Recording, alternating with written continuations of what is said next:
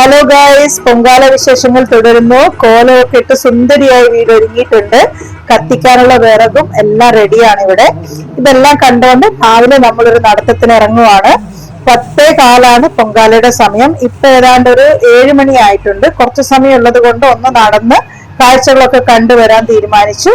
റോഡിന്റെ 2 വശത്തും സ്ത്രീകൾ അടുപ്പ് കൂട്ടി പൊങ്കാലയ്ക്കുള്ള സാധനങ്ങളെല്ലാം നിരത്തി വെച്ച് മണിക്കൂറുകൾക്ക് മുമ്പ് തൊട്ട് കാത്തിരിപ്പ് തുടങ്ങിയിട്ടുണ്ട്. സത്യം പറഞ്ഞാൽ ആറ്റുകാൽ വാസികൾ മാത്രമല്ല, എനിക്ക് തോന്നുന്നു കേരളത്തിലെ ഏതാണ്ട് മൊത്തം സ്ത്രീകളും ഈ ആറ്റുകാൽ പൊങ്കാലയ്ക്ക് വരാനായി ആഗ്രഹിക്കുന്നവരാണ്, ഇത് കാത്തിരിക്കുന്നവരാണ്.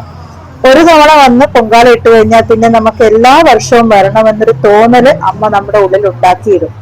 ഇത് വഴിയോര കച്ചവടം പൊടിപൊടിക്കുകയാണ്. രാവിലത്തെ കച്ചവടമാണ്. കണ്ടില്ലേ, സ്ത്രീകളെല്ലാം സാധനങ്ങൾ വാങ്ങി വരുന്നതൊക്കെ കാണാം. റോഡിൽ എല്ലായിടത്തും പോലീസുകാർ അവിടെ ഇവിടെയൊക്കെയായി നിൽക്കുന്നുണ്ട്. ഇതെനിക്ക് തോന്നുന്ന ഒരു അവസാന വട്ട ഷോപ്പിംഗ് ആയിരിക്കാം. പിന്നെ അമ്പല ദർശനത്തിനായി പോകുന്ന ആളുകളും ഉണ്ട്. ഇത്രയും പോലീസുകാർ ഇവിടെ ഉണ്ട്. എന്താണെന്ന് നിങ്ങൾക്കറിയാലോ, സ്ത്രീകളുടെ ശബരിമല എന്നറിയപ്പെടുന്ന ആറ്റുകാൽ പൊങ്കാലയ്ക്ക് ലക്ഷക്കണക്കിന് സ്ത്രീകളാണ് ഇവിടെ എത്തിച്ചേരുന്നത്. സ്ത്രീകൾ മാത്രമല്ല, പുരുഷന്മാരും ഉണ്ട്. അപ്പോൾ ഇവിടെ ലോ ആൻഡ് ഓർഡർ മെയിൻറ്റെയിൻ ചെയ്യാനായി പോലീസുകാർക്ക് അവരുടേതായ ഉത്തരവാദിത്തം നിറവേറ്റേണ്ടതുണ്ട്. എല്ലാവരും വളരെയധികം ശ്രദ്ധയോടെ, വളരെയധികം കോൺസെൻട്രേഷനോടെ ഇവിടെ ജോലി ചെയ്തുകൊണ്ടിരിക്കുകയാണ്. ആളുകളാണെങ്കിൽ രാവിലത്തെ എനിക്ക് തോന്നുന്ന അവസാന നിമിഷ ഷോപ്പിംഗ്, പിന്നെ അമ്പല ദർശനം എല്ലാത്തിനുമായി നിറയെ ആളുകളുണ്ട്. തിരുവനന്തപുരം നഗരം ഇന്ന് ശരിക്കും ജനപ്രളയം തന്നെ കാണുകയാണ്. ഇവിടെ അതുപോലെയുള്ള തിരക്കാണ് അനുഭവപ്പെടുന്നത്. വഴിയോര കച്ചവടക്കാരാണെങ്കിൽ കച്ചവടം പൊടി പൊടിക്കുന്നു. അതിൻ്റെ ഇടയ്ക്ക് സ്ത്രീകൾ അടുപ്പ് കൂട്ടി അവിടെയും ഇവിടെയൊക്കെ ആയിട്ട് എല്ലാം നിൽക്കുന്നുണ്ട്. ഇത് അടിപൊളി കളർഫുൾ വളകൾ കണ്ടില്ലേ. ഇനി നമുക്ക് വീട്ടിൽ പോയി പൊങ്കാല ഒരുക്കങ്ങൾ നടത്താം. തേങ്ങ ചിരകാം. തേങ്ങ എന്നത് വളരെ അത്യാവശ്യമായ ഒരു ചേരുവ തന്നെയാണല്ലോ. നമ്മൾ പൊങ്കാലയ്ക്ക് പായസമാണ് ഉണ്ടാക്കുന്നത്. അതിന്റെ കൂടെ തന്നെ മണ്ടപ്പുറ്റ്, പിന്നെ തെരളി എന്നീ വക സാധനങ്ങൾ ഉണ്ടാക്കാറുണ്ട്. പക്ഷെ ഞങ്ങൾ കൂടുതലും പായസം തന്നെയാണ്. ശർക്കരയും തേങ്ങയും അരിയുമാണ് മെയിൻ ഇൻഗ്രീഡിയൻസ്.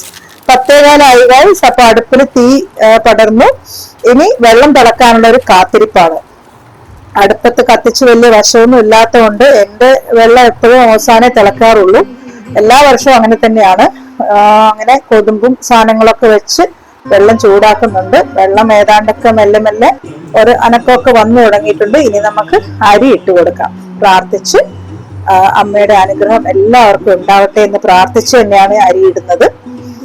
ഈ അരി ഇട്ട് കഴിഞ്ഞാൽ ഇനി അടുത്ത കാത്തിരിപ്പ്, അരി തിളച്ച് ഈ വെള്ളം ഇങ്ങോട്ട് തൂവണം. തിളച്ച് തൂവുന്ന ഡയറക്ഷന് വരെ പ്രത്യേകതയുണ്ട്.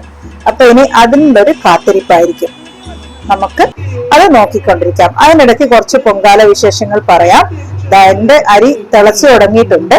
ഈ പൊങ്കാല എന്ന പ്രത്യേകമായ അനുഷ്ഠാനം ഏത് ദിവസമാണ് ആഘോഷിക്കുന്നത് നിങ്ങൾക്കറിയാമോ? ഇത് കുംഭമാസത്തിലെ കാർത്തിക നാളിലാണ് പൊങ്കാല ഉത്സവം തുടങ്ങുന്നത്. പൂരം നാളും പൗർണമിയും ഒത്തുവരുന്ന ദിവസമാണ് പൊങ്കാല നടക്കുക.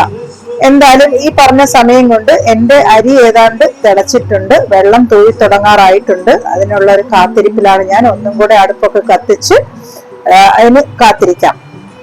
അപ്പം ഇവിടെ തിരുവനന്തപുരത്ത് ഏറ്റവും അധികം ജനങ്ങൾ എത്തിച്ചേരുന്ന ഒരു ദിവസമാണ് ഈ പൊങ്കാല ദിവസം. അതുകൊണ്ട് തന്നെയാണ് നിങ്ങൾ റോഡ് സൈഡിൽ അത്രയും പോലീസുകാരെ കണ്ടത്. നമ്മുടെ പൊങ്കാല ഏതാണ്ട് തിളച്ച് വരാറായിട്ടുണ്ട്. അത് ശ്രദ്ധിച്ചുകൊണ്ട് തന്നെ ഞാൻ ഇരിക്കുവാണ്. ഈ പൊങ്കാല കൂടാതെ ഇവിടെ വേറെയും പല പല സംഭവങ്ങൾ നടക്കാറുണ്ട്. താലപ്പൊലി, വിളക്ക് കെട്ട്, പുറത്തെഴുന്നള്ളത്ത്, തട്ട നിവേദ്യം, കുത്തിയോട്ടം, ഇങ്ങനെ പല കാര്യങ്ങളും പൊങ്കാല ഉത്സവത്തിനോടനുബന്ധിച്ച് നടക്കാറുണ്ട്. മിക്ക വർഷവും ഞങ്ങൾ അതൊക്കെ കാണാൻ പോകാറുമുണ്ട്. കുറച്ച് സമയമായി ഇത് തിളച്ച്, പക്ഷേ തൂവാറായിട്ടില്ല. ഇനിയും അതിനുള്ളൊരു കാത്തിരിപ്പ് തന്നെയാണ് നടക്കുന്നത്. ഇവിടെ ഓരോ വർഷവും എത്തിച്ചേരുന്ന സ്ത്രീകളുടെ എണ്ണം കൂടി വരുവാണ് എന്നാണ് കണക്ക്. ദേവിയുടെ, അന്നപൂർണേശ്വരി ദേവിയുടെ ഏറ്റവും ഇഷ്ട വഴിപാടാണ് പൊങ്കാല. പൊങ്കാല എന്നാൽ നിങ്ങൾക്ക് അറിയാലോ, ഇത് അരിയും ശർക്കരയൊക്കെ കൂടി ചേർത്ത് ഉണ്ടാക്കുന്ന ഒരു പായസമാണ്. നിങ്ങൾ നേരത്തെ ഞാൻ കാണിച്ചല്ലോ, ഇൻഗ്രീഡിയൻസ് ഒക്കെ നിങ്ങൾ കണ്ടതാണല്ലോ. എന്തിനാണ് ഈ പൊങ്കാല ഉണ്ടാക്കുന്നതെന്നൊരു ഐതിഹ്യമുണ്ട്. ആദ്യത്തെ കഥ പറയുന്നത് മധുര നഗരം ചുട്ടരിച്ച കണ്ണകിയുടെ കഥയുമായി ബന്ധപ്പെട്ട ഒരു ഐതിഹ്യം ഇതിനുണ്ട്. അതായത് കണ്ണകിയുടെ കണ്ണിൽ നിന്ന് പുറപ്പെട്ട അഗ്നിയിൽ മധുര കത്തിച്ചാമ്പലാക്കിയ ദേവിയെ ആശ്വസിപ്പിക്കുന്നതിനായി ജനങ്ങൾ പൊങ്കാല, അതായത് മധുര പായസം നൽകി എതിരേറ്റു. അതിന്റെ ഓർമ്മയിലാണ് പൊങ്കാല ഉത്സവം നടത്തുന്നത് എന്നാണ് ഒരു വിശ്വാസം.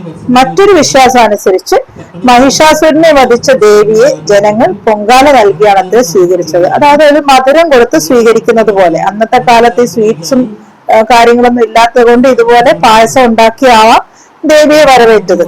ഇതൊക്കെയാണ് ഇതിന്റെ പുറകെയുള്ള ഐതിഹ്യങ്ങൾ. എന്തായാലും കാത്തിരുന്ന് എന്റെ പൊങ്കാല തിളച്ച് തൂവാറായിട്ടുണ്ട്. ആ ധന്യ മുഹൂർത്തത്തിനായി ഞാൻ കാത്തിരിക്കുകയാണ് ഗൈസ്. കുറെ സമയമായി ഇതിങ്ങനെ തിളവന്ന് പക്ഷെ തിളച്ച് വീഴാതിരിക്കാനാ ഇപ്പം ഫൈനലി തിളച്ച് വീണിട്ടുണ്ട്. അങ്ങനെ എല്ലാവരുടെയും ആയുരാരോഗ്യ സൗഖ്യത്തിന് വേണ്ടി പ്രാർത്ഥിച്ചുകൊണ്ട് ഞാൻ അത് ആ ഒരു കാഴ്ച കൺകുളിർക്കെ കണ്ടോണ്ടിരിക്കുകയാണ്. അങ്ങനെ പൊങ്കാല നിവേദ്യത്തിന്റെ സമയം 1:15 അമ്പലത്തിൽ നിന്ന് ആളുകൾ വന്ന് പുണ്യാഹമൊക്കെ തളിച്ച് ഇനി നമുക്ക് പൊങ്കാല ടേസ്റ്റ് ചെയ്യേണ്ട സമയമാണ്. നമ്മൾ ഉണ്ടാക്കിയ ഇത്രയും കഷ്ടപ്പെട്ട് വ്രതം അനുഷ്ഠിച്ചുണ്ടാക്കിയ പൊങ്കാല എല്ലാവരും ഒന്ന് ടേസ്റ്റ് ചെയ്ത് നോക്കാനുള്ള പുറപ്പാടിലാണ്. അങ്ങനെ ടേസ്റ്റ് ചെയ്ത് കഴിഞ്ഞ് ഇനി ഞങ്ങൾ അമ്പല ദർശനത്തിലേക്ക് പോവാണ്. നല്ല നട്ടുച്ച സമയമാണ്. 1:30-1:45 ആയിട്ടുണ്ട്. ഇപ്പം നിങ്ങൾ കാണുന്നത് പൊങ്കാല നിവേദ്യം കഴിഞ്ഞ് ആളുകൾ തിരിച്ചു പോകുന്ന കാഴ്ചയാണ്. പലരും ദൂരെ നിന്നൊക്കെ വന്നവര് അന്നത്തെ ദിവസം തന്നെ തിരിച്ചു പോകുന്നവരുണ്ട്. ഞങ്ങൾ എന്തായാലും നാളെ തിരിച്ചു പോകുന്നുള്ളൂ. അതുകൊണ്ട് നേരെ ഇനി അമ്പല ദർശനത്തിലേക്ക് പോവാണ്. ഇപ്പോഴും വഴിയോര കാഴ്ചകൾ നമുക്ക് കാണാം, കച്ചവടമൊക്കെ ഉണ്ട്. പക്ഷെ അമ്പലത്തിന്റെ അവിടെ എത്തി ഞങ്ങൾ അക്ഷരാർത്ഥത്തിൽ ഞെട്ടിപ്പോയി. അത്രയും ഒരു വലിയ ജനക്കൂട്ടം അവിടെ ഉണ്ട് ദേവിയെ കാണാനും തൊഴാനുമായിട്ട്. അതിന്റെ പരിസരത്ത് പോലും നമുക്ക് അടുത്ത് നിൽക്കാൻ പറ്റാത്ത ഒരു അവസ്ഥയിലാണ് ഉള്ളത്. അത്രയും തിരക്കും ബഹളമൊക്കെ നമുക്ക് കാണാൻ പറ്റുന്നുണ്ട്. അങ്ങനെ എന്ത് ചെയ്യണമെന്ന് അന്തിച്ചിങ്ങനെ നിൽക്കുവാണ്. എന്ത് രീതിയിൽ നമ്മൾ അകത്തേക്ക് കയറി കഴിഞ്ഞാൽ ഇന്ന് വൈകുന്നേരം ഒന്നും നമുക്ക് തൊഴാൻ പറ്റാത്തൊരവസ്ഥയാണ്. അത്രയും തിരക്കാണ്. ആളുകൾ കൂട്ടമായിട്ടാണ് വന്നുകൊണ്ടിരിക്കുന്നത്. ആ കൂടെ തന്നെ ഒരു പറ്റം കുട്ടികൾ, ഒരു ഗ്രൂപ്പാണ്, അവരുടെ ഒരു ടീമാണ്. ആ ടീം മാനേജറും എല്ലാം കൂടെ ഉണ്ട്. എല്ലാരും അകത്തേക്ക് കയറി വന്നിട്ടുണ്ട്. ഞങ്ങളിപ്പോഴും ഇങ്ങനെ അന്തം വിട്ട് നിൽക്കുകയാണ്. എന്ത് ചെയ്യണം, അമ്പലത്തിൽ പോയി തൊഴാൻ പറ്റുമോ, ദേവിയെ കാണാൻ പറ്റുമോ എന്നുള്ളൊരു കൺഫ്യൂഷനിൽ നിൽക്കുവാണ്. ഇവിടെ നമുക്ക് നമ്മുടെ തിരുവനന്തപുരം സബ് കളക്ടറെ കാണാം. അദ്ദേഹത്തിന്റെ പേര് ആർക്കെങ്കിലും അറിയാവോ? അദ്ദേഹത്തിന്റെ പേരാണ് ആൽഫ്രഡ് ഓവി. അങ്ങനെ ആ കുട്ടികളുടെ കൂടെ നിന്ന് അദ്ദേഹം ഫോട്ടോ എടുത്തു. ഇത് അവിടെ കണ്ട ഒരു മരമാണ്. എന്തോരം വാങ്ങാൻ നോക്കിക്കേ. അങ്ങനെ ഞങ്ങൾക്ക് ഒരു പരിചയത്തിന്റെ പുറത്ത് അമ്പലത്തിൽ കയറാനുള്ളൊരു ചാൻസ് കിട്ടിയിട്ടുണ്ട്. ചെരുപ്പൊക്കെ കൊണ്ട് ഊരിയിട്ട് ഞങ്ങൾ നേരെ ഇനി അമ്പലത്തിന്റെ സൈഡിലേക്ക് നടക്കുകയാണ്. നല്ല വെയിലാണ് ഗൈസ്, ചുട്ടുപൊള്ളുന്ന വെയിലാണ്. ഒരു കുപ്പി വെള്ളം എല്ലാരും കയ്യിൽ കരുതിയിരുന്നത് കൊണ്ട് ഇടയ്ക്കിടെ കുടിച്ചുകൊണ്ടിരിക്കുകയാണ്. എന്തായാലും പോയി നോക്കാം, നമുക്ക് തൊഴാൻ ചാൻസ് കിട്ടുമോ ഇല്ലയോ എന്നുള്ളത് അറിയില്ല. ഒരു ലീഡ് കിട്ടിയിട്ടുണ്ട്. അത് വെച്ച് ഞങ്ങൾ ഇങ്ങനെ മുന്നോട്ട് പോവാണ്. നടന്ന് അമ്പലത്തിന്റെ അങ്ങേ വശത്തെത്തി. എൻട്രൻസ് അല്ല, ഈ വശത്തേക്ക് എത്തി. അവിടെ നോക്കിയപ്പോ കണ്ട കാഴ്ച അതിലും സങ്കടകരമായിരുന്നു. അവിടെ ആരെയും അകത്തേക്ക് കടത്തി വിടുന്നില്ല. താലപ്പൊലിക്കാരെ മാത്രമേ അകത്തേക്ക് കടത്തി വിടുന്നുള്ളൂ. ബാക്കിയുള്ളവരെല്ലാം അവിടെ ഇങ്ങനെ കാത്തിരിക്കുകയാണ്. ഒരു രീതിയിലും അകത്തേക്ക് കടക്കാൻ പറ്റാത്ത ഒരു അവസ്ഥയിൽ തന്നെയാണ് ഞങ്ങൾ നിൽക്കുന്നത്. എന്താവും എന്ന് നമുക്ക് കാത്തിരുന്ന് നോക്കാം. എന്തായാലും ആ ഒരു ലേഡി പോലീസ് ഓഫീസറുടെ പരിചയത്തിൽ ഞങ്ങൾ ഒന്ന് അകത്തേക്ക് കടന്നു. പക്ഷെ വീണ്ടും അവിടെ സ്റ്റക്കായി. അതിനപ്പുറത്തേക്ക് ആരെയും കടത്തി വിടുന്നില്ല. ഒരു ഗേറ്റ് കടന്ന് അകത്തേക്ക് എത്തിയെങ്കിലും അവിടെ ഫുൾ ടൈറ്റായിട്ട് സെക്യൂരിറ്റി ഒക്കെ ഉണ്ട്. അവിടെ നിന്നും കടത്തി വിടാൻ സമ്മതിക്കുന്നില്ല. എന്തായാലും നമുക്ക് ഒരു ലീഡ് വെച്ച് ഒന്നും കൂടെ ശ്രമിച്ചു നോക്കാം. കുറച്ചു സമയം അവിടെ കാത്തു നിൽക്കേണ്ട വന്നു. എന്തായാലും ഞങ്ങൾക്ക് അകത്തേക്ക് കയറാൻ പറ്റി ഗൈസ്. അത് തന്നെ വലിയൊരു കാര്യം. ദേവിയെ കൺകുളിർക്കെ കണ്ടു. നമ്മുടെ തിരുമേനിയുടെ കയ്യിൽ നിന്ന് പ്രസാദവും വാങ്ങിച്ചു. അങ്ങനെ ഞങ്ങളെല്ലാം കൂടെ പുറത്തിറങ്ങി തിരിച്ച് നടക്കുവാണ്. എന്തായാലും ഒത്തിരി സന്തോഷമായി, മനസ്സും നിറഞ്ഞു. വല്ലാത്തൊരു ഫീലിംഗ് ആയിരുന്നു. അവിടെ നിന്ന് മനസ്സമാധാനമായിട്ട് തൊഴാൻ പറ്റി ഈ തിരക്കിലും. അത് തന്നെ വലിയൊരു കാര്യല്ലേ. ഇനി നമുക്ക് പുറത്തേക്ക് ഇറങ്ങാം. പുറത്തേക്ക് ഇറങ്ങി ഇതാ ഒരു ചെറിയൊരു സെൽഫി മൊമെന്റ് ആണ്. എല്ലാം കഴിഞ്ഞ് അപ്പോഴേക്കും നല്ല ദാഹമായിരുന്നു.